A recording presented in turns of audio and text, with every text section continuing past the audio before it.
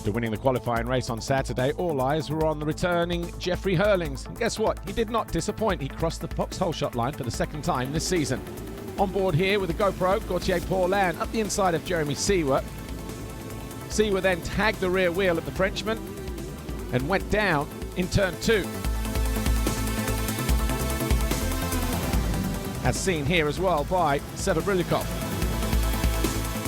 The opening stages of the race saw Hurlings lead the way, but everyone that needed to be up front was well placed. Around the outside of Koldenhoff was Tim Geiser into second. Koldenhoff was into third.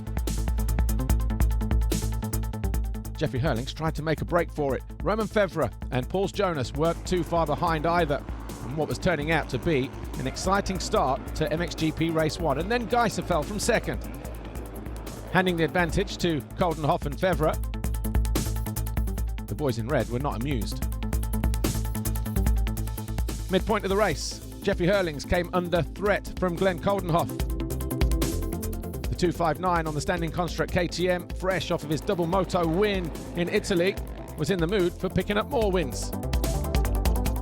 Geiser had to tame his beast of a machine as he tried to keep the front men in check.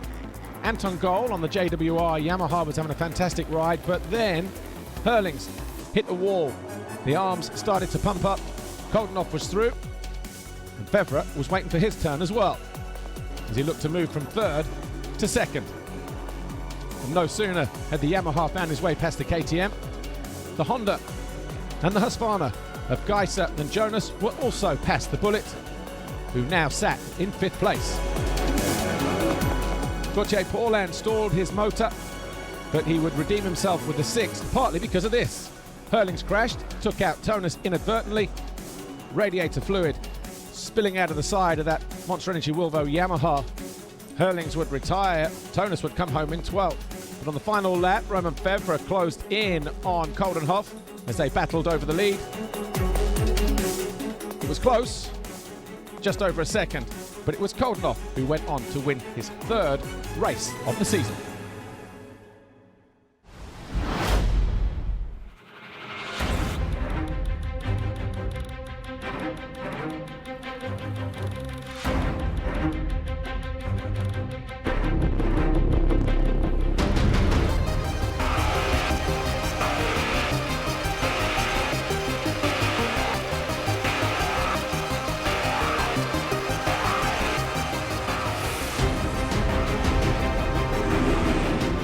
Gauthier Paulin got a great jump out of the start, but it was only good enough for 9th by the time he ended the first lap. Roman Fevre grabbed the 3rd Fox hole shot of the year though, as he led Tim Geiser and Jeremy Seewer around the first few corners. Another good start for the 41 of Paul Jonas and the number 4 of Arno Tonus. The track by now rugged, hard, loose, slick.